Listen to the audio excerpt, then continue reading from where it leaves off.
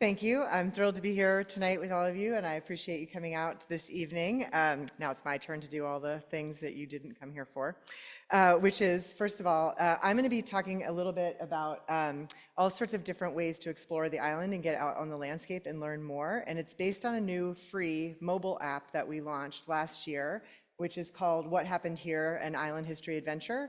And so it gets you out onto the landscape exploring. You don't have to do it in sequential order. You can just, if wherever you are on the island, you can pop up this app and it will tell you something that happened in that area. And so we're just encouraging people to look at the island through a different lens, using history as a way to understand the spaces that we have around us today. So that's what's inspired the talk. And there's a little rack card at the back that has the QR code and information if you want to download that. And then we also are a membership organization, and part of your membership supports these kinds of talks and being able to do these things for free. And then you get our annual publication called Chibako, and we have a few examples of the editions of Chibako in the back of the room as well.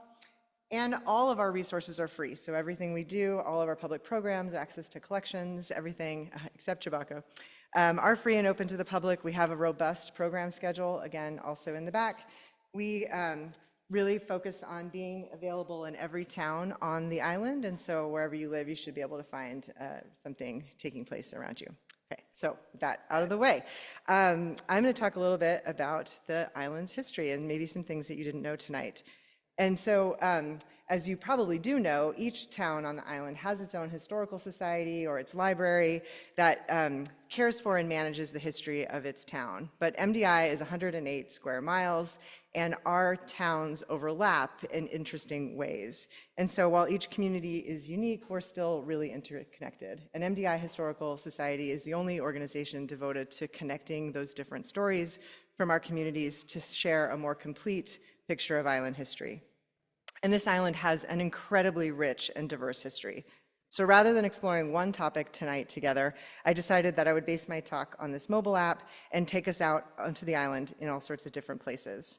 So my goal is to get you onto the landscape after you leave tonight, using a different lens to explore familiar places, but also hopefully you're going to learn something new that you can share with family and friends to be able to inspire them to do the same as well. So I have 3 short vignettes of island history that I'm going to start with, and then I'm going to take us through a little lightning round. So we're going to start with dairies. At its height, Mount Desert Island had almost 40 independent dairies operating throughout the different island communities, but they were mostly located sort of in the northern portion of the island, as you can see on this map, with the fertile areas known now, formerly as the Emery District, but where we know now the Stone Barn Farm is located in that area. The terrain of the island changes quite dramatically from its traditional like rocky ledge to more fertile farm areas in that part of the island. Not all these dairies had cows on their farms. Some of them bought milk from other producers to be able to process and distribute within their dairy farms. But the landscape of MDI during this dairy era looked dramatically different than it looks today. From the late 1800s up and through the 1960s, when milk was big business, before these small farms started folding, we had lots and lots of little tiny farms. And if you look for the evidence on the landscape today, you can still see the different woodlots, dairy barns, market gardens, farms. They're all a different assemblage, but the same types of buildings would have been present in each one of these small farms. So once you know how to look, you can still see evidence of these dairies. So milk as a product became increasingly popular in the late 1800s as women started to rely on it more to replace their feeding of infants as they started to leave the house more and work. It was marketed as safe and healthy to consume for children, and despite this, the fact that there were over a dozen milk-borne diseases that could be affecting children's health. Large urban dairy farms were often the source of these diseases and contamination, and they could happen at many stages during milk production. Cleanliness was vitally important, from the hands and udders that needed to be washed at all times, to bottles and cans that needed to be sterilized, but farmers also needed to control flies, dirt, and dust from getting into the milk as it moved from cow to bottle to truck to store.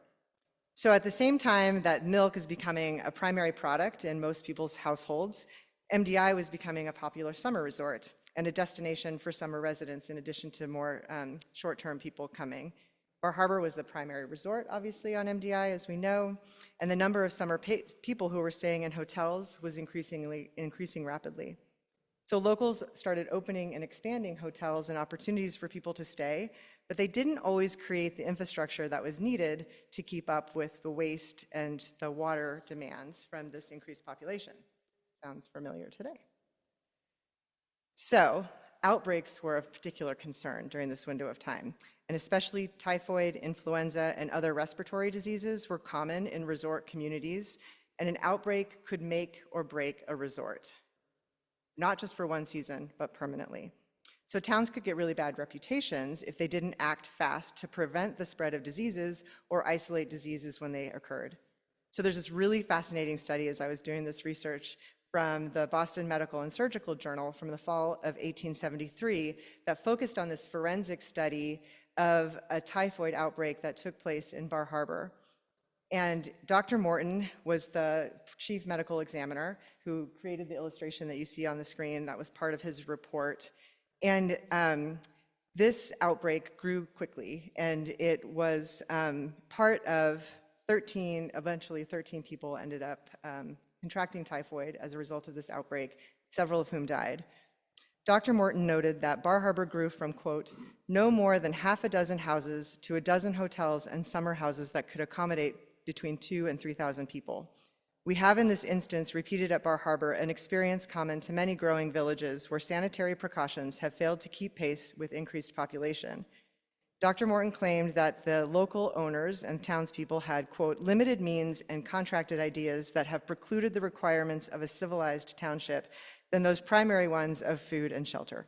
As a consequence, the primary means of disposal for the excreta and kitchen washings of half a dozen cottages are still applied to the crowded summer village. So this became an issue in August of 1873 when this typhoid outbreak took place at the Bayview Hotel located in Bar Harbor, not the current Bayview Hotel.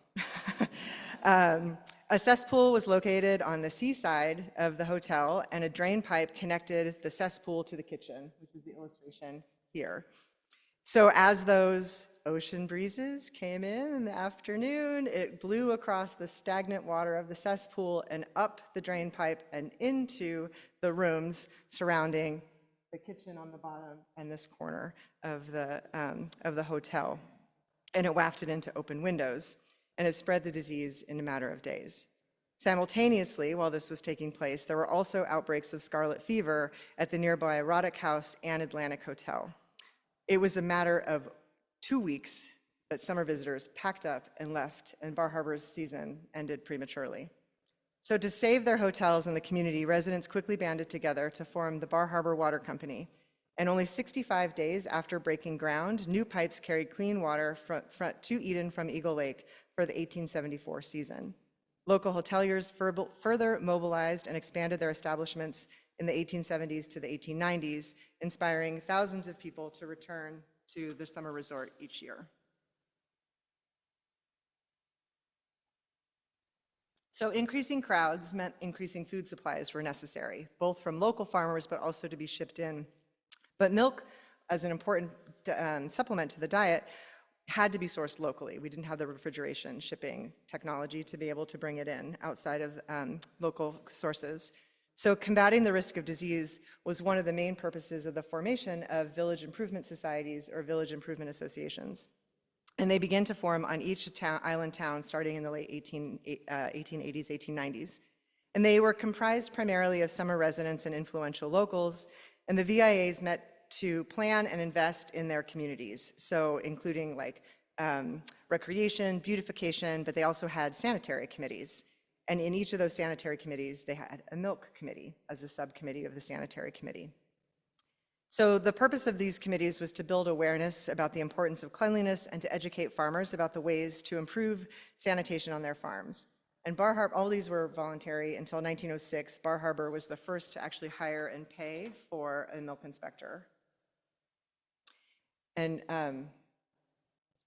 okay, so all of their milk inspection reports are actually digitized. You can find these, the Bar Harbor Village Improvement Association has digitized most of their reports. And they have all the members who were on the committees, as well as the reports themselves. And then they are also publishing bacterial counts from all the different farms. And this is really interesting because this is like such an interesting example of local control, because this is all being done at the behest of like residents. This is not state, municipal, or federal law or policy. This is all being done based on essentially pressure, public pressure. So in 1906, the Bar Harbor Milks Committee inspector reported in his first report, quote, "Investigations made by the chairman of this committee reveal a state of affairs in the dairies supplying the town that is, to say the least, astonishingly lax. The dairymen are willing to conform to suitable regulations as to tests of cattle, et cetera, provided that they're able to secure a return for the increased expenditure involved. Unless consumers are willing, as they have thus far failed to show, to pay for the greater cost of certified milk, it will not be forthcoming." The Bar Harbor VIA began adding a milk report in their annual reports starting in 1911, when it documented a request for funds to collect and test samples of milks from 14 different dairies, noting, quote, "Chemically, all milk samples examined were excellent, yet the report goes on to offer some areas for improvement. Your committee is of the opinion that the farmers supplying the milk for Bar Harbor are intelligent and willing to do what is within their power to meet the suggestions. While the number of bacteria in most of the milk examined is excessive, it's certain that a few improvements, if adopted by the farmers, will reduce the bacteria content to within a reasonable limit. The chief faults identified at the time were dark, unventilated, unwhitewashed, and unscreened cow barns, bacteriologically uncleaned utensils, bottles, due to lack of milk rooms used solely for bottling or refrigerating, lack of information on the part of the farmers as what's required, and lack of interest on the part of consumers. Despite the fact that island dairies were producing clean milk, and never do we have a record of a case of an island dairy producing contaminated milk or causing an outbreak, overall concern for public health and fears of outbreak in other parts of the country brought those fears and implementing management to local suppliers to the island. Dr. Robert Abbey, founder of the Abbey Museum, was a local physician and summer resident, and he convened several sanitation forums starting in 1915, bringing doctors from all across the eastern seaboard to Bar Harbor. And he says, quote, "The means of efficiently handling special problems of resorts in relating to milk supplies, there's no valid excuse for epidemics because of Pasteur's work conquering them and making sanitary conditions possible. However, it would take 15 years before pasteurization reached MDI." Frustrated by oversight from milk committees, low prices, and the boom and bust cycle of seasonal markets, in 1932, farmers on MDI banded together to form the MDI Dairies, the first milk collective on the island, or cooperative. They offered pasteurization, delivery, raw milk, and more products like sour cream and butter and ice cream. Now, each farmer no longer had to purchase their own equipment. They could sell their milk to the cooperative, where it would be mixed in with other suppliers, processed and delivered. They had a series of trucks that delivered to residents all over the island 7 days a week.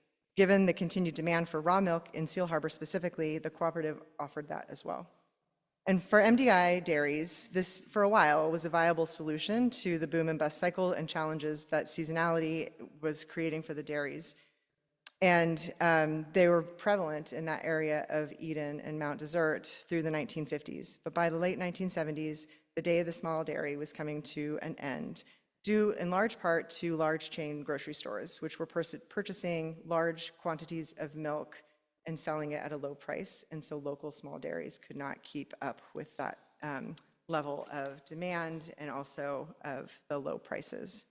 The last dairy plant on MDI was Clark's Dairy in Southwest Harbor, which was a bottling and distribution center. They never actually had cows or milked cows there. In 1980, Clark sold their business to the Hancock County Creamery in Ellsworth, and the plant became MDI Springwater. And that used to be a dairy. All right, so that was our second story is about development of the island.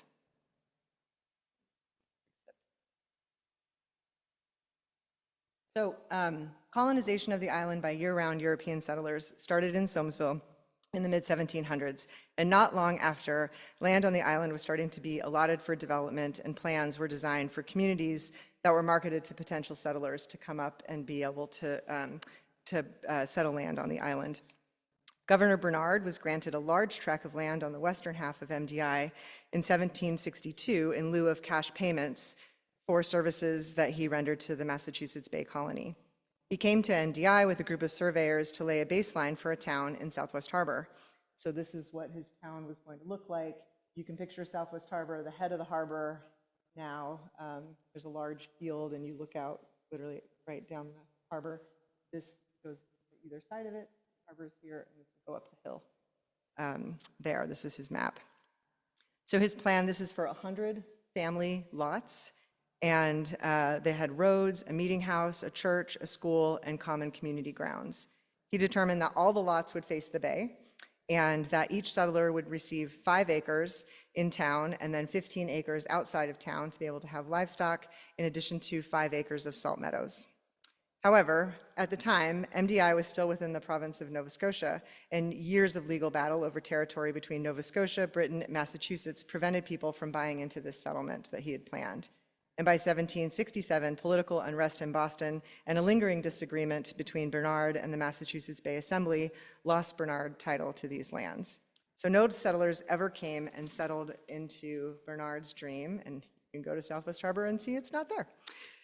There's a similar story that happened to the eastern side of the island, which was granted to Therese de Gorgoire, and she also had a settlement plan that was never built or developed. But there are a lot more settlement plans that were made after that we don't see very often. But if you look at historic maps, you can actually see them quite clearly in several of the historic maps where they were planning large communities. Most of us on the island are familiar with our sort of creation stories. The artists first arrive in the 1840s and they paint the island, and it's so beautiful as they take these beautiful rugged landscapes and they share them outside, and people start coming to the island in the 1850s. Those people are initially staying in the houses of private residents. But then that quickly starts to change as we see transitions from people wanting to stay in local hotels and then eventually wanting their own houses to be able to stay in either year-round or for the summer. And we see the rise of the summer cottages. That's a story we're well familiar with. But it may surprise you how many of these subdivisions were actually planned all over the island. So this map is one for a proposal that was here in Northeast Harbor in the 1930s. And this shows the lands of Lauren Kimball subdivided into 24 lots that would have been on the corner of Manchester and neighborhood roads. The lots were subdivided and they were deed restrictions placed on them, but the Great Depression put an end to this development before it ever was able to be built. There was also a large development planned on Indian Point called Highland Falls, where Deep Cove is now, and this had dozens of private summer homes, a large hotel, a ferry terminal that would bring passengers into Deep Cove to be able to stay there. There was Intervale Park, which was planned for 50 units of subdivisions in Hulls Cove. And at Otter Creek, there was another subdivision of 20 lots that were planned along Otter Creek Point, looking back towards Sand Beach. While MDI was the focus of most of the tourism that came into this region, there were hotels and cottages that were flourishing as a result, but real estate agents and investors were marketing beyond MDI itself and looking at the region as ideal for growth. Huge hotels offered visitors fine dining, beautiful views, tennis and golf, and opportunities for networking or romance. And these were experiences that would be available in any summer resort. However, MDI offered something really different. Culturally, the strict social rules that dominated Victorian life were much less restrictive here than in, for example, Newport, Rhode Island, or other resorts. So couples or small groups of people could take canoe rides, go hiking, have picnics, and all of those allowed for a more relaxed experience together and a chance to mix with the opposite gender, which would not normally have happened, and to find remote places to escape the eyes of your chaperone. Bar Harbor became known as the place for summer romances. So much so that an entire genre of romance novel called the Bar Harbor Romance became popular nationally and was written even by authors who were never in Bar Harbor. The island was also a place for adventure. People, especially women, had more freedom here. They could hike, bike, explore, sail, canoe, and race, especially against men, presenting opportunities to show their strength, their independence, and their intelligence in ways that they couldn't do in other spaces. So because these were had more loose social barriers here, then there were also other barriers that were broken down, not just between genders, but also between class. And wealthy residents often made really close and personal friendships with year-round residents, some which continue through generations to this day. So this seemed like an ideal setting to build a new kind of resort. On the mainland in Sorrento, wealthy African-American investment firm Nail and Parker pulled together a syndicate of investors to purchase a land on the water in Sorrento. This had previously been planned as a resort, and they had done some of the initial infrastructure, and then infighting among the family bankrupted it, and it went to just, I don't think it was auction, but to some sort of sale. And Nail's group was able to purchase the rights to the land. John Nail had made his fortune in the Harlem Renaissance, and he was part owner of a record company, in addition to being a leader in the NAACP and in the early civil rights movement. Nail and his investors envisioned an upscale resort for wealthy African Americans overlooking MDI, with public support from prominent Black actors, musicians, and boxer Harry Wills. W.E.B. Du Bois was an early and vocal supporter. Having visited MDI previously, he encouraged Black families to buy lots in this resort so they could, quote, be part of one of the finest summer settlements in the United States of America. Despite the fact that the resort was planned at the height of KKK activity in Maine, the papers reported that MDI residents were not concerned with the establishment of an African American resort in Sorrento.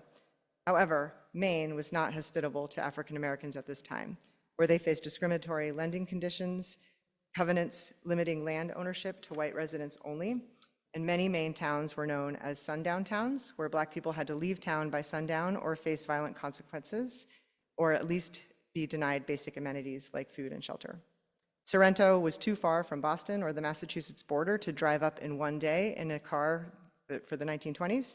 So Black families wanting to make the trip had to make careful plans on where to buy food and gas, where to stay, and they had to have a plan in place to keep them safe if their car broke down. Several factors prevented this resort from opening, including the Great Depression, financial obstacles aimed at preventing Black ownership, and the geographic isolation of down East Maine. However, the greatest challenge to its success was most likely Jim Crow laws in America at the time. So it never happened. And the last little vignette I'm going to share is about a project that we have been working on at the Historical Society since 2020 called Landscape of Change. And this is about the unique ecological conditions of MDI and efforts to understand and protect it that have led to a strong culture of science on the island that remains to this day.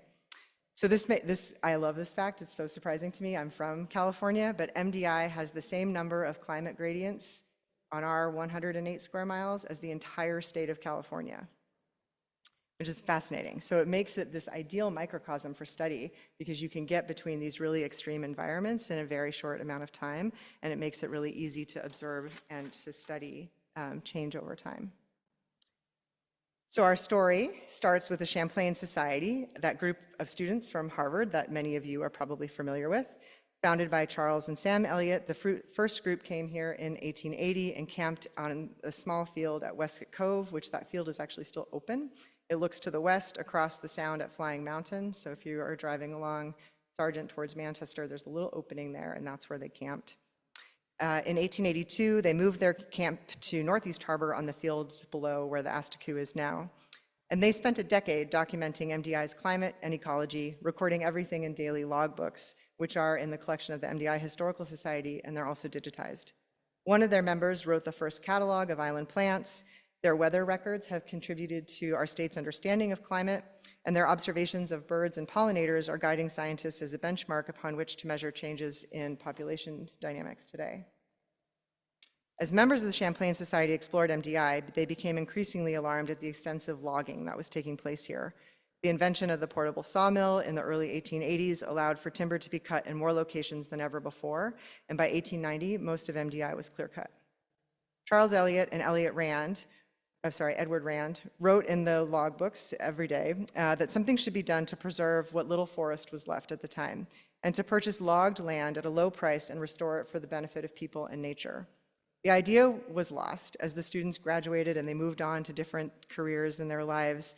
They were just left in the logbooks. Charles Eliot became a landscape architect working for Frederick Law Olmsted, and he helped design Boston's series of parks known as the Emerald Necklace. He traveled in Europe and was inspired by public gardens there and continued to contemplate how to bring that model of public land access to MDI.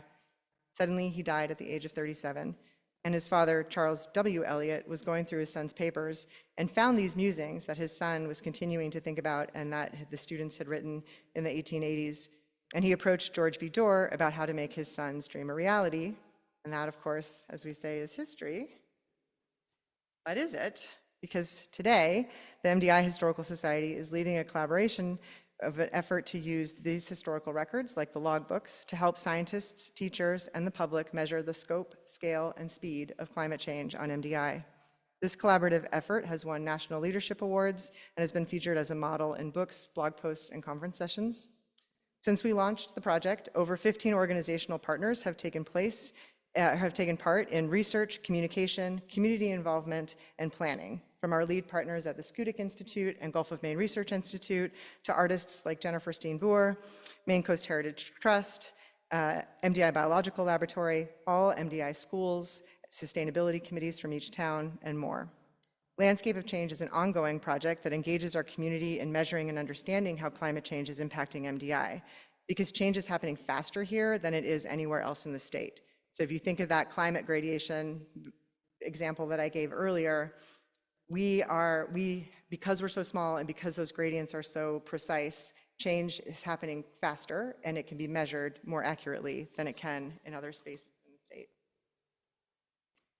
So using historical records in our archives and others, we can extend the data sets that scientists are using to be able to measure change over time. So this not only helps improve the information that we have accessible to us today, it also increases the accuracy of climate prediction models that we look towards for planning in the future. So historical records have helped us understand changes in bird populations by layering historical observations with modern citizen science observations recorded on iNaturalist and eBird. So for example, we have learned that boreal species are moving further north and temperate species are moving into those ecosystems. So when I first moved here, we never saw cardinals in the winter 20 years ago, and now cardinals are here all winter long. Turkeys, turkeys all the time, you never used to see turkeys. That was an introduced species, but they're moving into these ecosystems, whereas boreal chickadees and others are moving out. So we see them less and less. And we can understand what that looks like based on these historic records. And then we can also benchmark changes against measurements published by the state related to climate change. So how are changes in precipitation, temperature, and shoulder seasons changing on MDI? We're happening at the same rate of change, but we're happening at a larger scale of change here. So we're outpacing change among the rest of the state. And if you think about where we're located in the Gulf of Maine, it's the fastest warming body of seawater in the world, and we are on this boreal and temperate zone, the transition zone. It means that our change can happen very quickly because we have such sensitive ecosystems.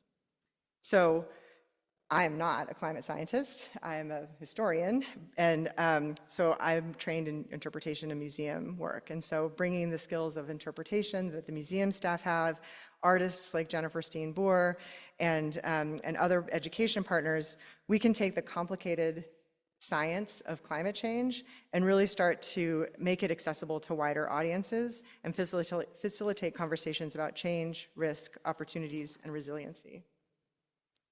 So to do this work, we focus on pressures that are facing the island. So we listen to our community and what's happening around us, and we find those opportunities to bring forth historical resources to engage the community.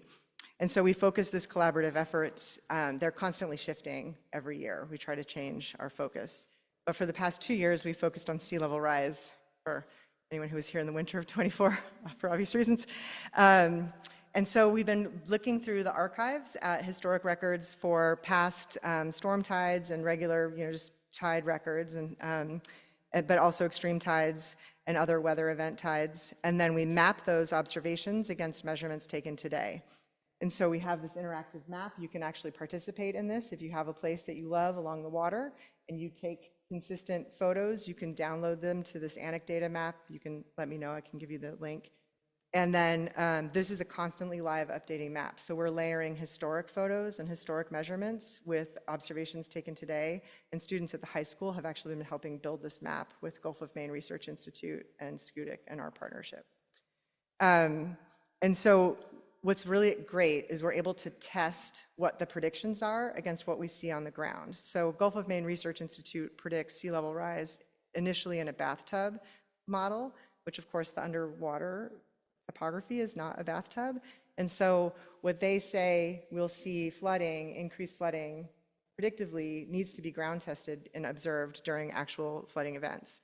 And so for one example, we work with the Oceanarium on Route 3 heading out of town on the other side of the island. And GMRI's predictive model indicated that they would not have flooding within their parking lots during king tide, like seasonally high tide events. Well, that's not true. We documented a lot of those. And then in the storms in 2024, we actually, they had 18 inches of stormwater pushed up into their site. And so this is the little sign that says 2050. This is part of our collaborative effort to show where rising water is headed. And so that's at the Oceanarium's lot during a king tide event, not a storm tide. And then you can see in the bottom corner here, we have a group of high school students. We take them out on the landscape and we train them how to measure. So you'll see a lot of communities, they'll have like sea level rise gauges of where things are going, which is interesting. But our goal is to actually empower you to go out onto the landscape and measure that for yourself. If you have a place you're interested in or you're concerned about, we have the tools for you to go out and learn how to measure to say, like, what's the tide going to be like in 2050 or 2100? And so we're trying to take all this information and empower our communities so that we can understand our threats and our challenges together. Okay, that was our deep dives. Now it's the lightning round, my favorite. Southwest Harbor gained a reputation for smuggling and unruly defiance of custom laws in the late 1700s, and they were added again in 1814 when Southwest Harbor residents took part in the only battle of the War of 1812 that took place on MDI. The HMS Tenedos was a 38-gun frigate with 284 sailors, and it was skulking around Frenchman's Bay, stealing boats, stealing food, scuttling other boats, and interrupting trade routes in general. The ship anchored off of Norwood Cove, and several rowboats were launched to capture schooners that were in the harbor. But Southwest Harbor residents formed a local militia, and after exchanging fire, they killed 3 British sailors and wounded 1. It is still a point of pride for Southwest Harbor locals. According to tide records, the sea around MDI has risen 8 inches since 1950 and is predicted to rise another 18 inches by 2050. In 1903, a local ordinance allowed each town on MDI to determine whether or not they were going to allow cars. The 3 towns of MDI at the time, Southwest Harbor was part of Tremont, were Eden and Mount Desert and Tremont. Eden and Mount Desert said no cars. Tremont said yes cars. If you look at this map, like a challenge there, is Tremont's in the pink down here. Access to the island is through Eden. So began a 12-year battle over whether to allow cars on MDI, which pitted summer residents against who wanted to protect their peaceful island resort against locals who wanted to have opportunities and the status afforded by automobiles. But summer residents can't vote, so they had to influence locals to vote their cause. So they often used fear tactics and threats, like cars would cause injury to children and chickens.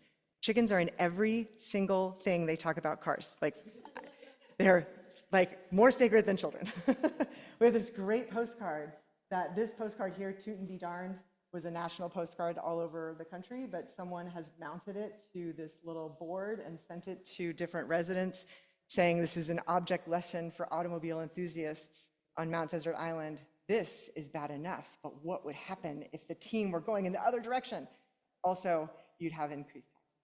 So they're using lots of ways to scare people to vote their causes. So you need increased taxes to widen the roads, and if the summer residents decide not to come here because there's cars and they don't like it, then it would result in economic disaster for the island locals. Bar Harbor lifted the ban in 1909, and Mount Desert was forced to lift the ban in 1915 when the state legislature voted that all towns had to allow automobiles. Maine had the largest population of KKK in the 1920s outside of the American South. and several crosses were burned on the island and at a rally where 4,000 Klan members in Trenton were celebrating the election of their candidate for governor, Percival Baxter. Crosses were burned here in Northeast Harbor on the lawn of what was formerly the neighborhood house, not the current neighborhood. Wabanaki people traveled to MDI prior to European contact and only started the tradition, year-round prior to European contact, and only started the tradition of coming in the summer months in the 1880s to the 1920s so they could sell handmade items and excursions to rusticators. Today, there are 4 federally recognized tribes living in Maine on 5 different reservations. In 1896, Anne and Joseph Thorpe built Ravensthorpe on Greening Island, where he had a 9-hole golf course. Thorpe later helped establish the Northeast Harbor Golf Course on Corson's farm. Starting as a 9-hole course, the hazards included Corson's cows. At the height of the early 1900s, Hall Quarry employed over 1,000 granite workers to split, carve, move, and ship MDI's iconic pink granite. The wharf where John Williams' boatyard is now could once accommodate up to 10 3-masted schooners at one time, taking on pavers and large blocks of stone. Perhaps you've seen in the news lately, there's a shipwreck just off, I think they've revealed the location, but I will anyway, off of this area in the Sound that is in dispute with the state and a private group that's trying to take the pavers off this shipwreck. We have the story in our archives that was recorded, and I'll just read it here quickly. Quote, in early spring 1898, a big old 2-master called the Delphini had just taken on a load of granite and was heading down the Sound. A 3-master was going out at the same time, and both skippers suddenly sighted a huge cake of sea ice on which had come down from the mountain. According to oral history, upon seeing the ice right in the path of the Delphini, the other skipper shouted, "You're not going to butt into that, are you?" Well, I don't know what was in the mind of the Delphini skipper, but he shouted back, "I'm going to let her go." And that was the end of his ship. There was an awful crunch, and the ice just stove in that old boat right at the loading porthole close to the waterline. Down she went in a couple minutes and only 25 feet from shore. For over 40 years, the tips of the masts could be seen at low tide. During World War II, the Coast Guard decided that they were a menace and snipped them off. Divers have found the wreck of the Delphini, and they're trying to salvage the pavers, but the state has stepped in and claimed it's an archaeological site, and of course, a court case.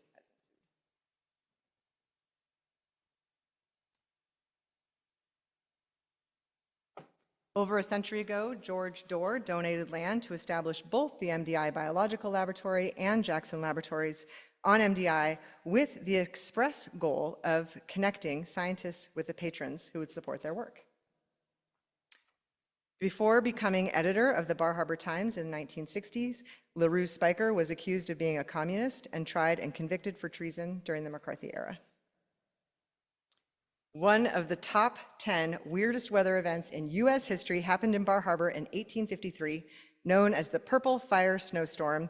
It rained 20 minutes of terror on the people of Bar Harbor as ball lightning came in through windows, doors, down chimneys, tore up the ground, uprooted trees, and destroyed ships in the harbor. I have another talk that I love giving called Wicked Pissa. We go into the details of the Purple Fire Snowstorm of 1853. The spy, James Bond, was named for the ornithologist of the famous book Birds of the West Indies, James Bond. The real James Bond spent summers on MDI and helped Carroll Sargent Tyson collect specimens for his series of paintings that are said to rival Audubon's. The collection can be seen here in the Northeast Harbor Library. During Hurricane Daisy in 1962, the waves at Mount Desert Rock were so high they crested at 80 feet, the height of the glass room at the top of the tower of the lighthouse, where the terrified lighthouse keepers were riding out the storm.